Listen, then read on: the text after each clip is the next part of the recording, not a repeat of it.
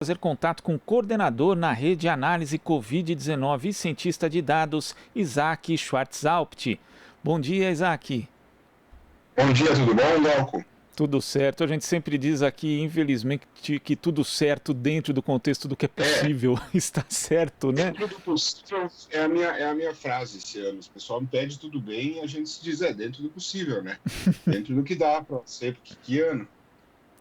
Isaac, dentro desse possível, inclusive, né, você ontem publicou um chamado fio, né, que são postagens Uhum. sequenciais ali no Twitter, dando um alerta muito importante em relação justamente ao crescimento da Covid-19. Eu queria te questionar a respeito de alguns aspectos que estão ali e também de dados da própria rede análise de Covid-19, um trabalho que depois você pode explicar também para quem acompanha a gente aqui no Jornal Brasil Atual, mas você fez uma análise do comportamento padrão da síndrome respiratória aguda grave no Brasil e comparando com o momento atual. Eu queria que você falasse a respeito disso, Isaac. Uhum. Na verdade, assim, a gente tem um pico de SRAG, né? Que SRAG é a sigla para Síndrome Respiratória Aguda Grave, todo ano, mais ou menos ali nas semanas 11 a 15 do ano, todo ano, isso é natural. Isso se deve muito ao comportamento das pessoas por causa a gente fala por causa da mudança de temperatura, por exemplo, começa a esfriar, começa a chover, a gente vai para locais mais fechados. Então é natural que doenças respiratórias, de vírus respiratórios, tenham uma época onde fique mais fácil para elas proliferarem. E essa época começa na semana 7, todo ano. Isso, inclusive, esses dados que eu tirei do meu fio é do sistema Infogripe, que é um sistema de vigilância epidemiológica da Fundação Oswaldo Cruz, da Fiocruz, né? Que já tem esse acompanhamento há anos. Então a gente já consegue olhar. E aí o que acontece? Nós estamos num pico que é totalmente fora de época.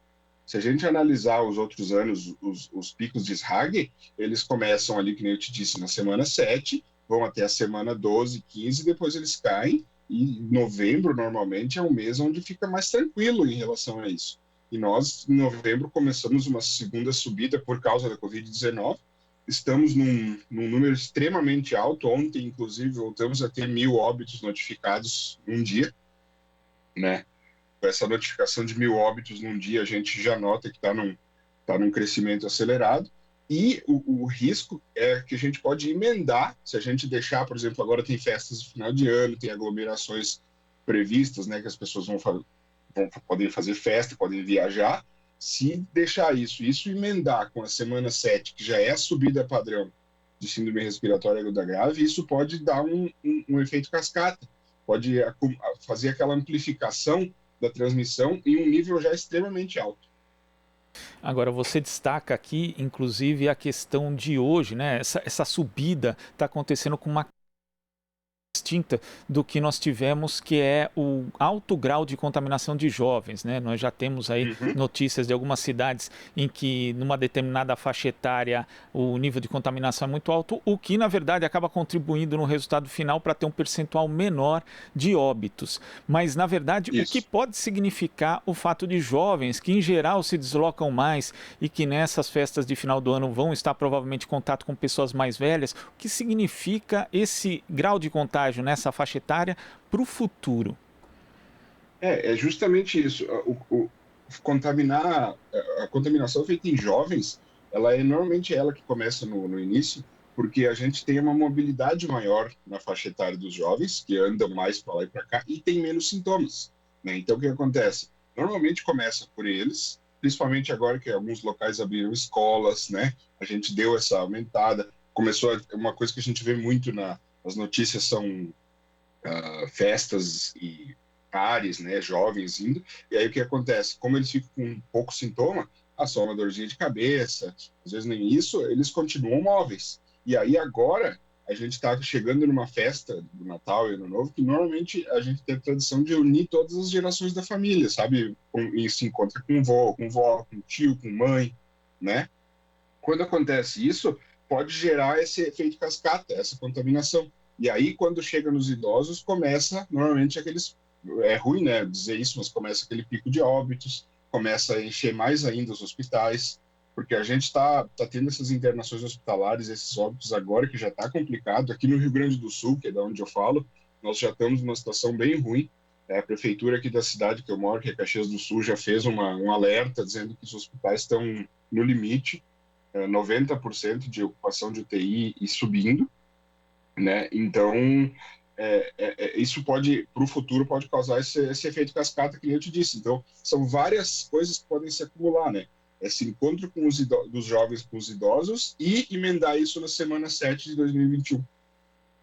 Agora, o Brasil teve a oportunidade de aproveitar experiências internacionais porque a pandemia chegou antes em alguns outros países. E você citou um exemplo aqui de um feriado muito importante do Canadá, que é o Dia de Ação de Graças. O que aconteceu a partir desse feriado ali com os casos de Covid-19 no Canadá?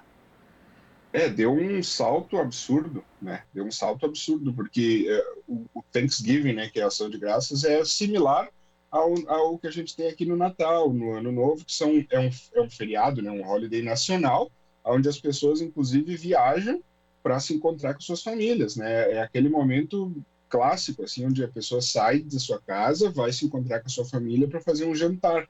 E, além de tudo, são o quê? São todas as coisas que facilitam o contágio. Jantares, as pessoas comem na mesma mesa e tiram a máscara. Isso é uma coisa que não dá para fazer, né? Em relação ao contágio. Normalmente janta em locais fechados, né? Não pode, também tem que ser em locais abertos. Então, o que aconteceu no Canadá?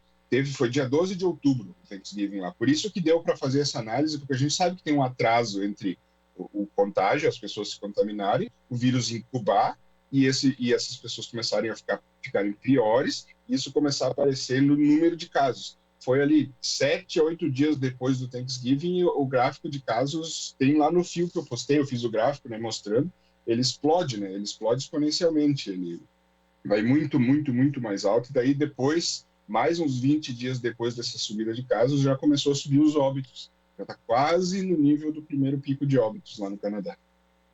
E a gente já está chegando, inclusive, nesse pico de óbitos que já houve na pandemia, mesmo antes disso, né? Antes das festividades de fim de ano. Então a gente precisa ter muito cuidado, porque se a projeção for seguir o que aconteceu com o Canadá, podemos ter uma explosão de casos e de óbitos no Brasil a partir de janeiro, Isaac. Isso, e o problema é assim, a gente pode fazer uma conta básica. Eu sempre uso essa conta básica para tentar explicar para as pessoas o risco que a gente corre. A gente está com um pouquinho mais de 7 milhões de casos confirmados no Brasil. Vamos estimar, eu sempre gosto de jogar para o alto, que é para justamente entender que a gente tem 10 vezes mais pessoas, na verdade, 70 milhões de brasileiros contaminados. Mesmo assim, ainda sobrariam 140 milhões de brasileiros suscetíveis, né, para poder ser contaminados. Então, o que acontece? Se a gente faz esse Natal e acontece similarmente o que aconteceu com o Thanksgiving canadense, o que a gente tem? A gente pode estourar, inclusive, as bolhas, porque um dos motivos que a gente, às vezes, consegue fazer subir devagar é que a gente tem bolhas, né? A gente não sai todo mundo andando para todo lado ao mesmo tempo. Então, dentro dessas bolhas, às vezes, tu nota que acontece muito isso, né? Uma família se contamina toda, aí depois outra, aí tu fica sabendo que a família do amigo se contaminou toda, por causa que são aquelas bolhas. Essas bolhas, nessas viagens de final de ano, essas festas, elas podem estourar e aí começar a ter esse contágio cruzado e aí amplifica. Então a gente pode passar, com certeza existe a chance, a probabilidade estatística de passar de mais do que dobrar esse nível de 1.000 óbitos que a gente está agora, se a gente deixar isso chegar num nível exponencial. Agora, hoje a gente tem aí um aumento muito grande de casos e de óbitos também, infelizmente, na região sul do Brasil. Queria que você falasse um pouco do atual estágio da doença no Rio Grande do Sul e também em Santa Catarina e Paraná. A gente aqui já está no pior da situação até aqui, né? Nunca teve tão ruim que nem está agora. Em relação a contágio, em relação a internações hospitalares, principalmente, sabe? Os hospitais estão lotando, já está... Claro, aqui o que o pessoal faz? Aqui nós temos uma rede hospitalar até muito boa, então o pessoal está fazendo de tudo, o pessoal do governo, para liberar leitos, só que não tem condições, não é nem condições financeiras, é condições humanas mesmo, de liberar leitos, a esse ponto, sabe? Porque as pessoas estão esgotadas, não tem mais profissional para trabalhar. Então é isso que está acontecendo, esse apelo que os diretores dos hospitais da região aqui fizeram numa coletiva de imprensa da própria prefeitura, que inclusive eu deixei o link dessa coletiva lá no Fio para que todo mundo veja, né, e ouça direto da boca deles o que eles estão falando, e eles não estão mais tendo condição de atender nos hospitais, né? E aí o que é o problema que eu vejo nisso? Eles pedem sempre para a população se conscientizar, para a população fazer. Só que essa doença é uma doença social, ela é uma doença da sociedade, ela ataca a sociedade como um todo. Não vão ser só ações assim, o Isaac, que nem eu, por exemplo, estou em casa desde março, trabalhando de home office, entendeu? Eu ajudo, mas não a ponto de ajudar o todo da sociedade, como se nós fizéssemos um movimento conjunto, similar ao meu, de parar por uns dias agora, não fazer mais nada a não ser o extremamente essencial, para justamente baixar esse nível de contágio. Então, né, respondendo a tua pergunta, aqui no Rio Grande do Sul a gente já está no pior nível da epidemia desde o começo, assim, já passou do pico, né, do primeiro pico aquele, e aqui no Rio Grande do Sul a gente até teve um pico, diferentemente do Brasil, que ficou naquele platô, né, de 70 dias, a gente teve um pico, teve uma queda, essa queda começou a reverter a tendência final de setembro, começo de outubro, eu dei vários alertas, inclusive, que isso estava acontecendo, não mudou praticamente nada no comportamento, esse comportamento foi ficando cada vez mais de mobilidade, de sair, né, todo mundo sair, fazer tudo, e aí começou a subir muito e agora a gente está nessa situação. A gente tem esse sistema de bandeiras, inclusive, já começou a entrar na bandeira preta, que é amarelo, laranja, vermelho e preto. Tem 2 regiões na bandeira preta, hoje vai sair mais uma revisão do sistema capaz de ter mais regiões ainda. Essa é a situação que a gente se encontra. Agora, você falou, inclusive, nesse fio, algo que a gente vem também, tem dito aqui no Jornal Brasil Atual, que a pauta agora parece que virou 100% vacina. E as medidas de distanciamento social, que são muito necessárias, até porque a vacina não é uma solução mágica que vai mudar o panorama de um dia para o outro, essas medidas acabaram ficando um pouco ou muito em segundo plano. Então, eu queria que você falasse a respeito disso, Isaac, também, inclusive, de uma ilustração que você fez aqui com o fato de estarmos presos ali esperando resgate numa ilha. Então eu queria que você falasse a respeito disso. Eu usei essa analogia justamente porque acontece. A falar sobre vacina é extremamente importante, porque a vacina em si não é a solução, é a cobertura vacinal que é a solução. É quando nós tivermos uma cobertura vacinal suficiente, que daí a gente vai começar a ver uma redução no número de casos. E cobertura vacinal é o quê? Uma certa parcela da população vacinada e já inoculada, né? Já imune. Isso não é assim. Isso demora. E até lá, a gente tem água para rolar debaixo da ponte ainda, que é justamente isso tudo que está acontecendo. Então, essa analogia que eu fiz assim: eu penso que a gente está preso numa ilha, né? Essa pandemia é como se a gente tivesse ficado preso numa ilha. Nossa vida está fora da ilha, né? A gente está preso. E aí a gente conseguiu o resgate. A gente entrou em contato com o pessoal do resgate, eles vão nos buscar, né? Que é a vacina, esse resgate. Só que vai demorar para chegar o resgate. E aí o que acontece? Está vindo um tsunami. E esse tsunami vai chegar antes do resgate. Então, o que a gente tem que fazer é se proteger o máximo possível desse tsunami antes do resgate chegar, para as pessoas estarem vivas. Para que quando chegar o resgate, né, nós não tenhamos perdido mais um monte de vidas nesse tsunami. Porque a gente está lá, resgate, resgate. Será que o resgate vai vir de avião? Será que vai vir de barco? É isso. A gente está falando de vacina nesse sentido, né? Será que vai vir de barco? Será que vai vir de avião? Será que vem na terça? Será que vem na quinta? Aí será que é azul? Será que é verde? A gente está debatendo esses detalhes do resgate, porque, claro, é o que é a cobertura vacinal, né? É o que vai Só que tem esse tsunami, e eu acho que isso precisa ser lembrado. Olha, pessoal, com esse comportamento aqui, a gente não vai dar conta de se proteger desse tsunami, né? E isso é muito importante porque a gente tem um nível de mobilidade que a gente consegue ver pelos os relatórios do Google, lá sabe, o Google Mobility Reports, a gente consegue dar mais ou menos uma olhada, um panorama de como é que está a mobilidade. E ela, ali naquele primeiro pico, ali onde teve 1.000 óbitos por dia, ela estava baixa a mobilidade, sabe? A gente baixou a mobilidade bem a níveis muito mais baixos do que níveis pré-pandemia, e mesmo assim a gente teve, com aqueles nossos semi-fechamento, tudo aquilo lá, as pessoas estavam muito mais sossegadas, a gente chegou àquele nível lá de 1.000 óbitos dia, né, por vários dias, a gente chegou num nível bem complicado. Então imagina se a gente agora deixa rolar, né? É por isso que eu usei o termo tsunami mesmo, para querer dizer, pensa um tsunami em uma ilha, o que ele pode fazer? Ele destrói, né? Então essa é a preocupação. E não é assim, parem de falar de vacinas. Abra um espaço para que a gente consiga falar igualmente, ó. A cobertura vacinal é a nossa solução, nós temos que nos vacinar. Todo mundo tem que tomar vacina. A vacina foi aprovada, está sendo aprovada, é segura, sabe? Explicar sobre a segurança da vacina, explicar, inclusive a rede análise Covid, que é a que eu faço parte, que eu ajudo na coordenação do grupo de modelagens, a gente fala muito, tem a Melanie Fontes Dutra, que fala sobre, inclusive ela foi escolhida uma das 5 cientistas mais influentes, né, pelo Science Post, e ela fala muito sobre vacina, ajuda muito as pessoas a entenderem, tem que continuar falando, sabe? Só que tem que também avisar que até lá a gente tem que se preparar para esse tsunami que vai chegar. E você falou dessa questão do isolamento, né, do deslocamento das pessoas. Aqui em São Paulo, ontem, por exemplo, nós tivemos um índice de 40% de isolamento, sendo que ali durante a pandemia, no pico da pandemia, né, antes ali, conseguimos chegar a 59%. Nunca passou disso, mas era um índice muito mais alto do que o de hoje. É preciso, então, que a mídia volte a discutir as medidas de distanciamento, as autoridades públicas também, até porque a gente tem a perspectiva do fim do auxílio emergencial sem nada para entrar no lugar e, obviamente, as pessoas, por conta da sobrevivência econômica, vão acabar tendo que sair de casa. Então é preciso rediscutir tudo isso para que esse tsunami não venha, Isaac. Isso, a gente tem que lembrar as pessoas que a gente tem que ter menor mobilidade possível. E como é que a gente faz a menor mobilidade possível? Fazendo só aquilo que a gente precisa fazer, né, o essencial, mas eu preciso sair para ir para tal lugar. E aí eu vou lá e cuido muito a máscara, cuido a higiene, cuido do distanciamento físico. Né? Eu tenho uma atividade que eu posso fazer ela tranquilamente remota e posso fazer presencial. Faço remoto, né?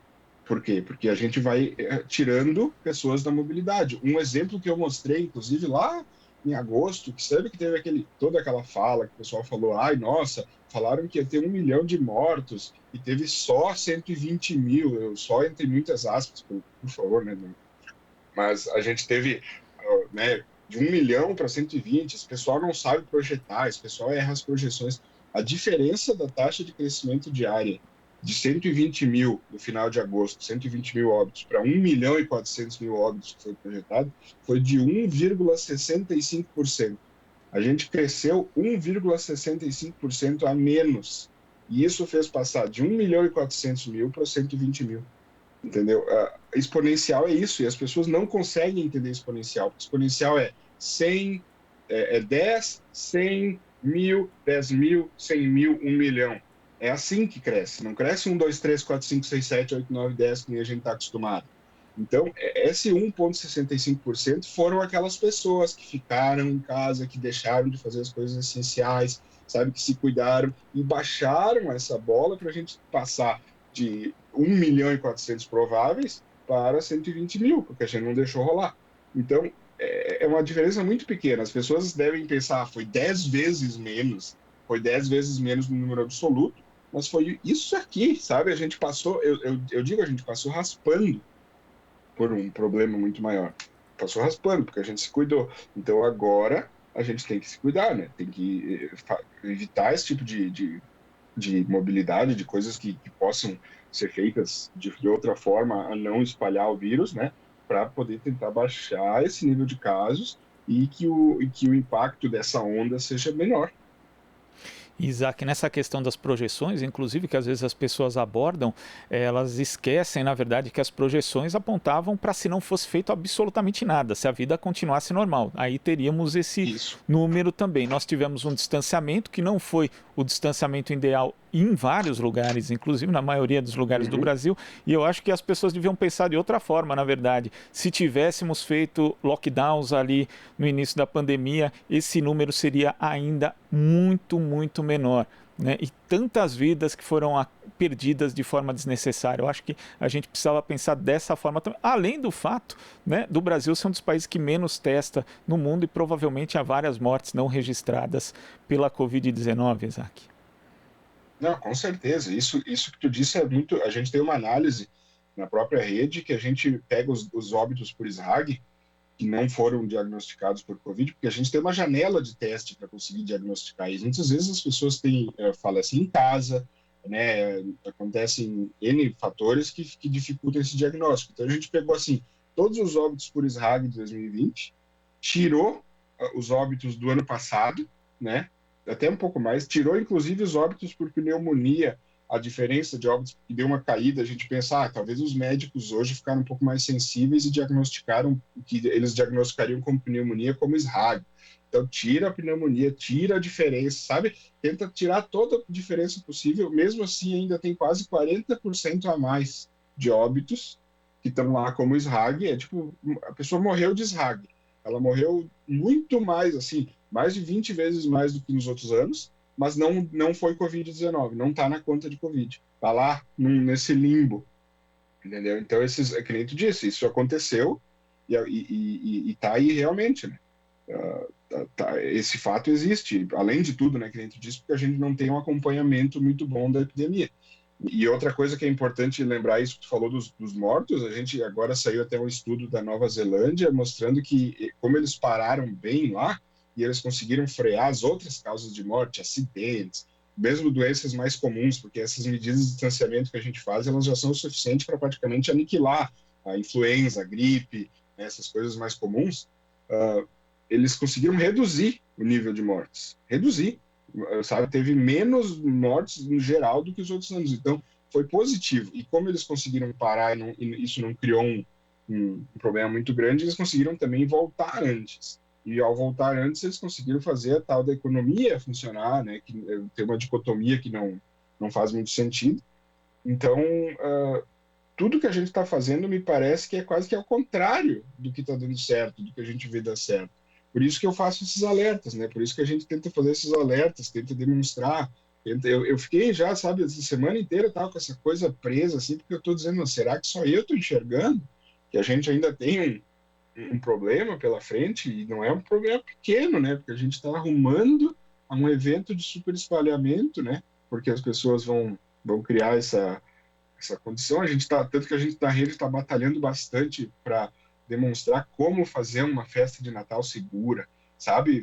Fazer o ar livre, né? Evitar, por exemplo, comer todo mundo junto, né? São coisas ruins, né? A gente diz, mas o Natal nem vamos, não, vamos fazer um Natal diferente. Vamos até lembrar desse Natal. Lembra o Natal de 2020? Foi uma coisa mesmo, né? Olha só, a gente parecia, né? Tinha que ficar lá fora. Vamos lembrar e que as pessoas estejam vivas, que nosso avô, nossa avó, nossos tios. E a gente fala vovó, porque a gente sabe, mas a gente sabe que tem muitos jovens que ficam mal também, né, e que infelizmente acabam falecendo. A gente sabe disso, então a gente às vezes usa esse exemplo, mas se a gente tem lá 1.000 pessoas infectadas, dessas 1.000 pessoas, umas 800 vão ficar bem, e vai ter alguns idosos no meio dessas 800, mas dessas outras 200 que vão para o hospital e depois mais 50 que vão ficar bem mal e vão para a UTI, vai ter jovens lá também. Né? Vão ter, então tem crianças, infelizmente, que não ficam bem, o número é menor, mas tem. E a gente evitando isso agora é bom para todos, não tem, entendeu? Não tem uma coisa ruim que possa vir a acontecer disso, desse aí, de evitar, né, esse possível tsunami. Agora, Isaac, para a gente concluir, eu queria que você falasse a respeito do trabalho da Rede Análise Covid-19 e convidasse também as pessoas a entrarem ali no site, a acessar as informações, já que a informação nesse cenário de pandemia é tão fundamental, a informação correta, Isaac. A Rede Análise Covid é uma rede nacional, tem aproximadamente quase 80 pesquisadores voluntários que justamente trabalham para isso, para ajudar as pessoas com análise de dados, com modelagens, com matérias, textos explicando. Inclusive tem a Melissa Markoski, que é uma das nossas colegas, que ela fez um texto muito legal. Eu gosto de sempre falar que ela fez uma analogia entre o Star Wars, para quem é fã de Star Wars, e o uso das máscaras, sabe, mostrando como seria né, no mundo Star Wars. A gente tenta justamente usar essa linguagem para que as pessoas consigam entender e ficar mais próximas da ciência, sabe? Ficar mais amigas da ciência. O nosso perfil é análise no Twitter, né? A gente tem perfis no Twitter, no Facebook e no Instagram. No Twitter é @análise_covid19, no Instagram é @análise.covid19, inclusive no Instagram é onde tem os cards, né? Aqueles cardzinhos fáceis de encaminhar sobre as festas de Natal, sobre as vacinas. E a gente também tem a página da Rede Análise Covid no Facebook, onde tem um grupo de informações que a gente sempre posta todas as postagens, e mais os nossos perfis todos que estamos lá sempre, né? Também tem o site da Rede Análise Covid, que entrando nessa página, ou no perfil do Twitter, ou no Instagram, tem o link para a página, e lá tem todos os textos, todas as análises, todas as publicações, e nós também nos colocamos à disposição também para justamente tirar essa dúvida, sabe? Se alguém, muitas pessoas me chamam, Isaac, eu vi o teu fio, como assim? Aí como é que está aqui na minha cidade?